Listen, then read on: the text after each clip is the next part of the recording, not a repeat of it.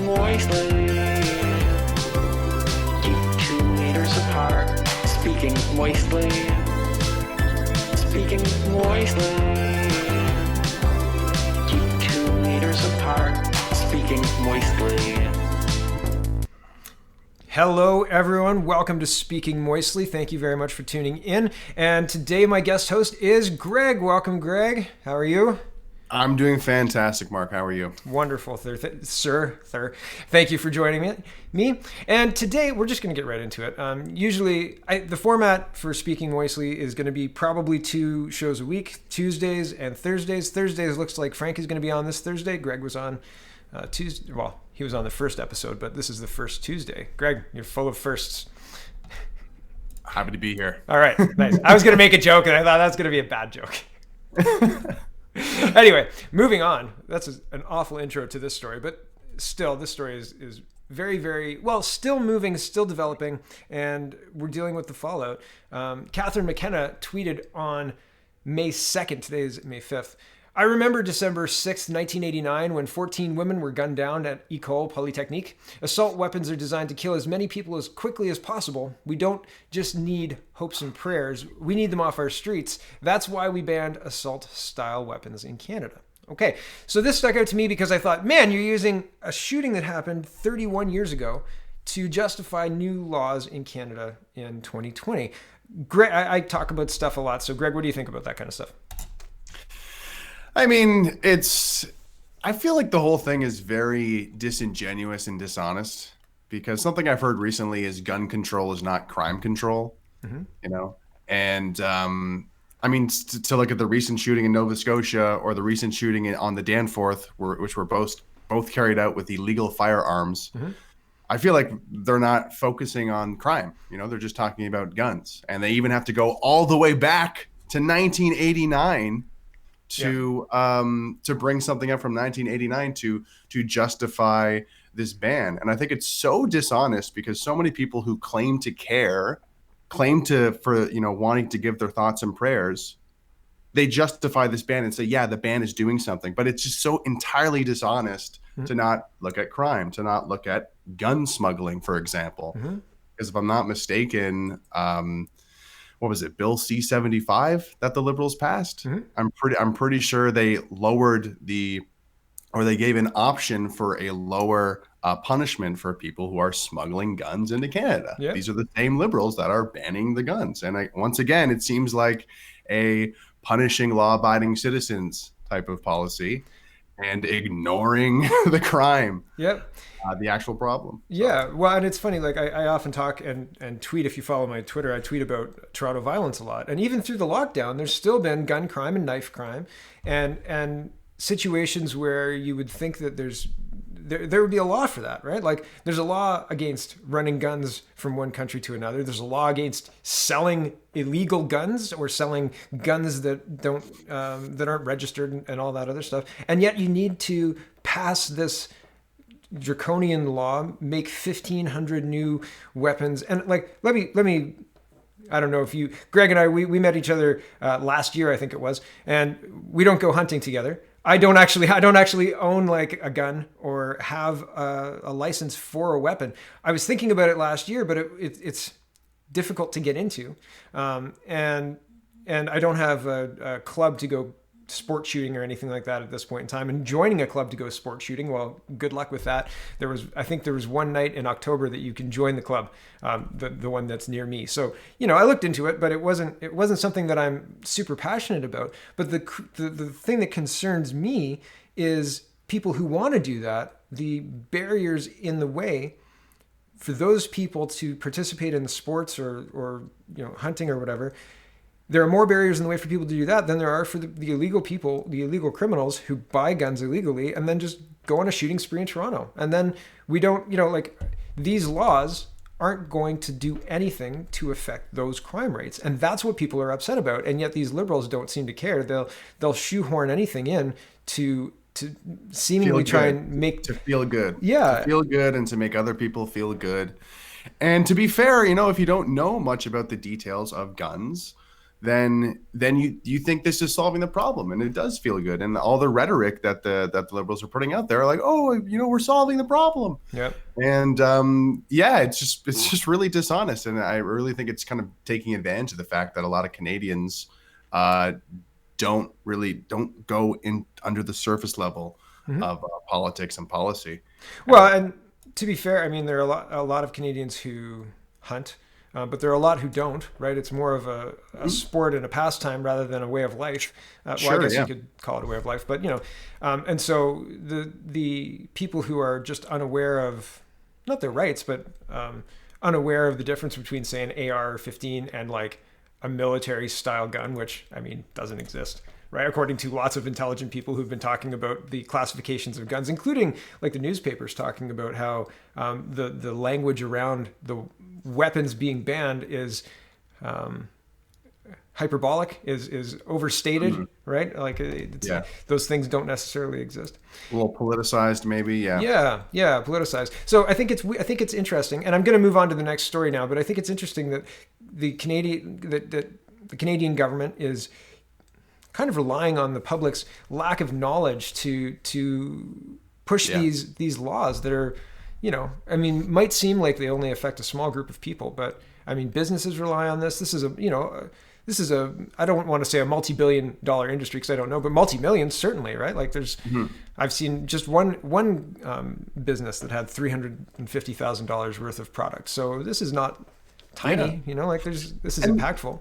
And it's too bad because, I always like to hold the media account, the mainstream media account in this country. And it's too bad because there is a whole other side to this conversation that should be being had, because if I'm not mistaken, Canada is like number 5 in the world or something like that for gun owners and like hunters. And like, we have a great track record in terms of safety and all these things.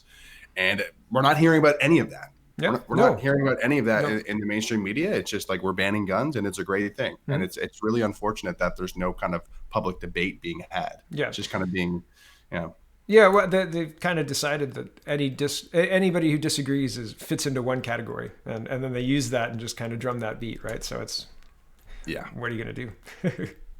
Moving on. Canadians, Global News is reporting, actually this is on MSN, but Global News is at the header here, so we'll go with Global News. Canadians have racked up $5.8 million in coronavirus fines. Isn't that wild? Like, I saw that headline, and I'm not going to go, my other show, I go into the details of the news. This, I just want to talk about the news, more of as a layperson. So it seems weird to me, Greg, that people who have potentially lost their jobs, people who are just trying to get through, people whose kids are home and they're trying to educate them in the best way they know how and do what's best for their kids within the context of what we're allowed to do. And what we're allowed to do has been changing hourly, it seems, are getting $5.8 million in fines. How many? I mean, you're more of a math guy than me. What does that translate into? And what does that look like? Do you think this is fair? I think this is another failure to lay at Trudeau's feet, because I think that this is not the right way to get compliance, but it will. It will.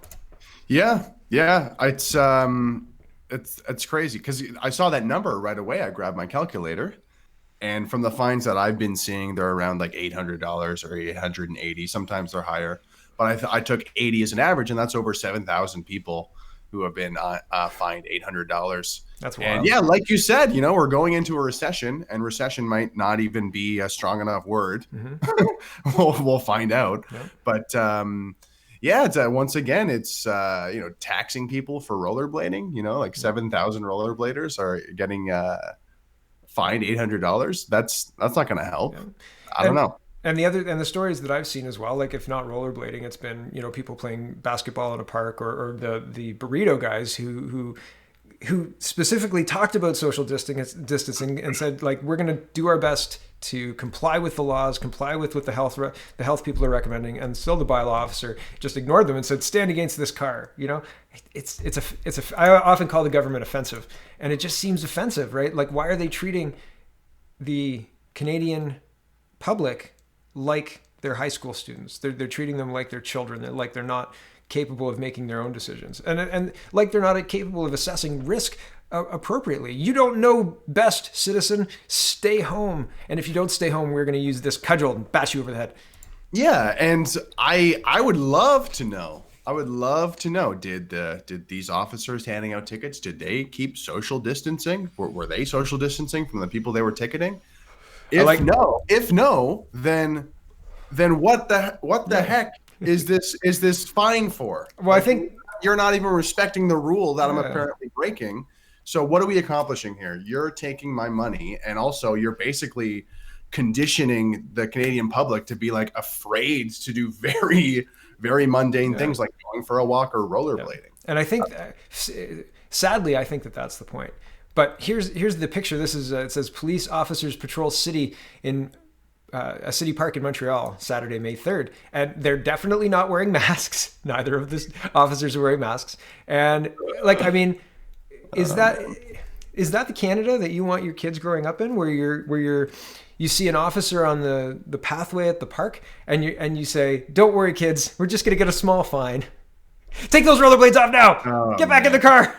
Yeah, and right? I mean, I would love to think that people would see this blatant hypocrisy and call it out, but based on the past 4 years, there's been a lot of hypocritical things happening that Canadians have unfortunately put up with. Whether it's claiming to be a feminist and firing principled women from your cabinet, or whether it's not firing, they stepped down. I'm pretty sure that's not the right verbiage, but. And of course, re-electing blackface because that was so long ago, bro. Indeed. Well, Jody Wilson-Raybould, I think, was removed from her position. She was removed. She was removed from her AG position to be replaced by Lametti, and then she got Indian Affairs. I think that's the title of it, and she never became the minister for that. And instead, Seamus got it. And it was a whole big thing. People thought the government was going to fall, etc. Anyway, moving on. This is interesting, though, that even on May 3rd, if this is the date that the picture was taken, that they're not even bothering to wear masks, right? It's so weird. Yeah. It's so weird. Yeah. All right, moving into more draconian rules. So the slip and slide that we've looked at so far is the government uses a 31-year-old shooting to justify gun reclassification of 1,500 weapons to illegal. So 1,500 new weapons illegal. And then the government uses the pandemic to make sure that police and bylaw officers can issue $5.8 million in fines to anybody who goes to parks to utilize the city facilities. And now the last one, the piece de resistance. Global News is asking, a world where you need an immunity passport or even a QR code to move freely during the pandemic could soon be a reality. In China, some of these practices have already been put into place. Do you support the idea of immunity passports? Greg, do you support immunity passports? Heck no. Heck no. This is very scary stuff. It is. That being said, from what the scary part is this does already exist in other parts of the world, and I'm pretty sure when you go to certain parts of Africa, you need to get the proper paperwork to show that you've taken certain vaccines. Yep. So actually, I think they make you take hydroxychloroquine to do. I'm being serious right now, though. I think they make you take hydroxychloroquine. Oh my God. While you're in an area where there's malaria, you have to take hydroxychloroquine and if you're going there, you have to start early. You have to start 3 or 4 days before you leave because otherwise it's not good for you. I can't exactly remember why, and I could be wrong about the hydroxychloroquine. So please, if I'm wrong, let me know in the comments and I'll sticky it. What I really don't like about this is. This seems like we're getting way too far ahead of ourselves. In terms of the lifespan of this virus, it's a what, 6-month-old? It's not even 6 months old. Yep. And we're already talking about immunity passports.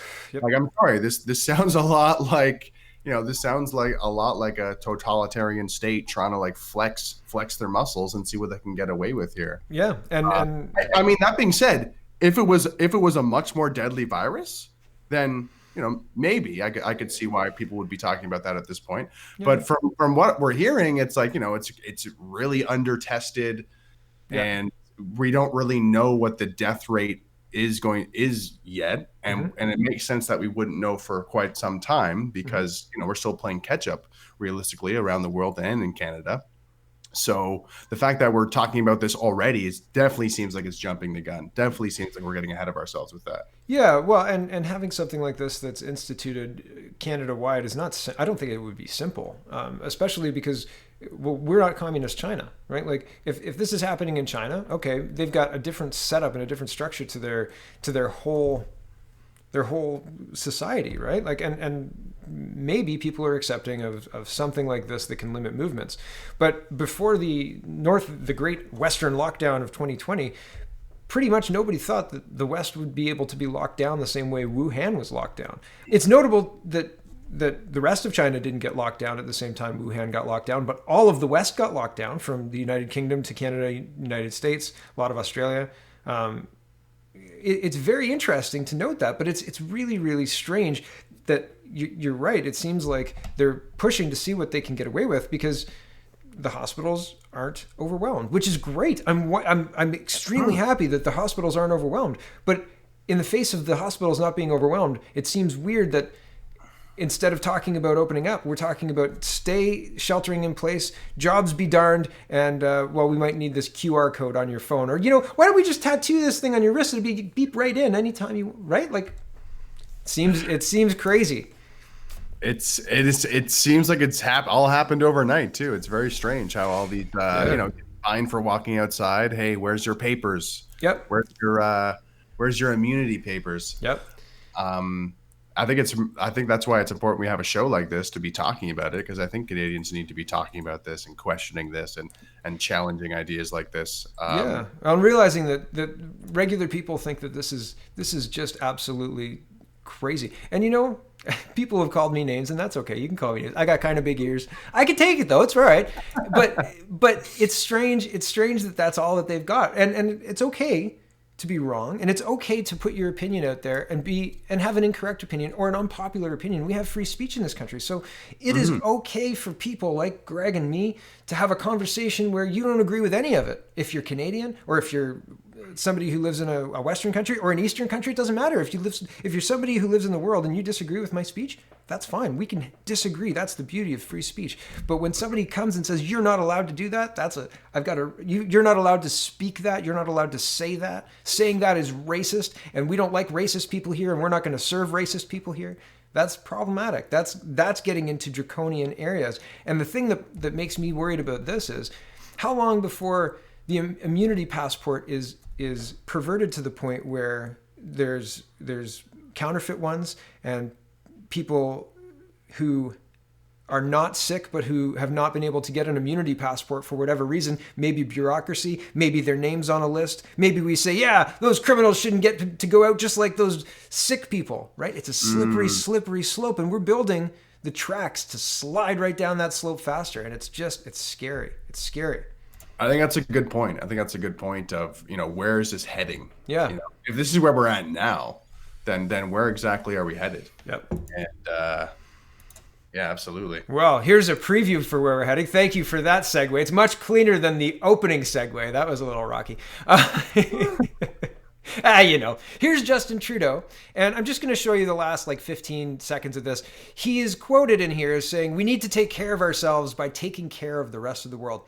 I am firmly of the belief that Canada doesn't have the money to take care of the rest of the world, unfortunately. And it would be nice if we did. It's a nice thought. The other day I was saying, somebody said it's necessary. And I said, well, is a car necessary for your life? Why don't you buy 3 cars or 5 cars, right? Or is a house necessary for your life? Buy 2 cars or 2 houses or 4 houses. You don't have 2 houses or 4 houses or 9 cars? No, because you don't have enough money for that? That's maybe why, right? We're limited by what we can do with a limited tax base. We're a small population in a big country, and oil is crashing. We don't have any money. And yet, here's the promise that Justin Trudeau is making.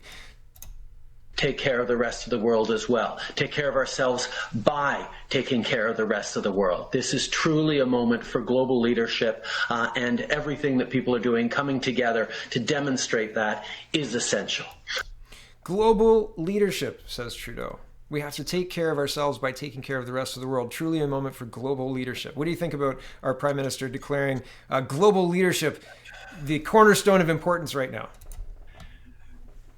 This person, Justin Trudeau, has set such unreasonably, ridiculously high expectations for Canada. And he does this all the time with his rhetoric, where we are expected to, quote, we need to take care of ourselves and the rest of the world. And the rest of the world. Like, talk about high expectations. Yeah. That's a lot on our shoulders as a Canadian. I thought I was just supposed to like work hard and take care of my family. No. I have to take care of myself. I have to take care of my family and the rest of the world. No big deal, guys. Yep. It's just the rest of the world. It's so cartoonish. And the fact that he can get away saying this in his charming voice and that people eat it up, that's like a whole other issue that just really creeps me out, that people eat this up and don't see the ridiculousness and unrealistic. It's just so unrealistic. And if you want to get down to a very micro level of like a one individual, they say before you get in a serious relationship, before you get in a serious relationship with somebody, you need to love yourself. You need to learn how to really love and take care of yourself before you try and love everybody else. Mm-hmm. But Justin Trudeau is saying, no, you can do everything. There is no limit to our love. There is no limit to our bank account. There is no limit. We can save the entire world. It sounds like a storybook, right? It is a storybook. And the limit is the southern U.S. border. Just in case you were unsure about that. Yeah, that's the limit. They don't like Mr. Trump. Yeah. Oh, by the way, conservatives, no. Rah. No. If you're from Alberta, no. We don't talk about that. Yeah, exactly. It's interesting. The global leadership line and the idea that Canada can be a leader in a way that like filling the financial gaps of the United States is folly, and being a leader that Justin Trudeau is calling for requires experienced, steadfast leadership at home, which Justin Trudeau has never once demonstrated. And he's kind of flailing around with these high-minded rhetoric and high-minded words, but he doesn't have any substance to back it up. And my issue is, man, I wish we had a leader with substance. Man, I wish we had somebody who seemed like they knew what was going on and they knew a pathway to fix it for Canada, because fixing it for Canada does help fixing it for the rest of the world. Then we can say these are the things that work. These are the things that are great. But instead, the numbers show that Canada has lagged behind. We've got more deaths per capita than a lot of the worst hotspots a few weeks ago, right? And for no reason other than, I don't know, incompetence at the federal level, continued mismanagement at the ministerial level between Tam and Haydu and the rest. I don't know. I don't have an explanation. It's just frustrating to watch.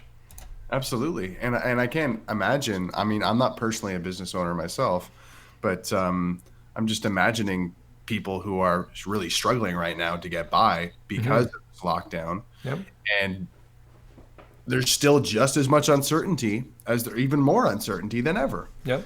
And to say something like, hey, we're going to take care of the rest of the world. It's like, well, what about, it just seems very insulting. Yep.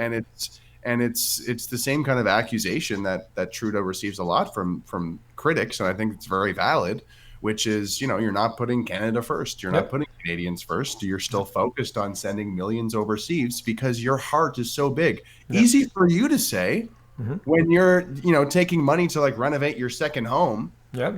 Meanwhile, I'm a 30-year-old who would like only dream of getting a mortgage at this point. So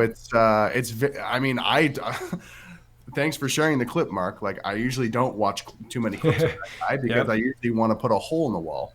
Yep. But let me take a breath. Okay. Fair enough. No, I hear you, and you make a good point. Like, it is tone deaf for the government to continue to give borrowed Canadian tax dollars from 2050 or whenever we'll get the budget balanced.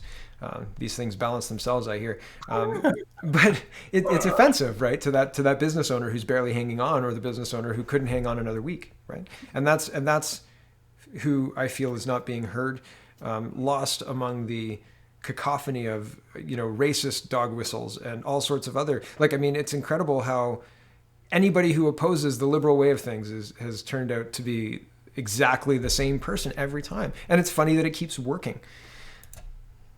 Yeah. Yeah. But I think that we will leave it there. I think that, well, is there any final thoughts that you want to put in there, Greg? I mean, I don't know what else to say. I'm still kind of breathing, still kind of calming down. Breathe through it, man. You'll be all right. Yeah, I mean, I guess back to like the gun ban thing to bring it full circle. Mm-hmm.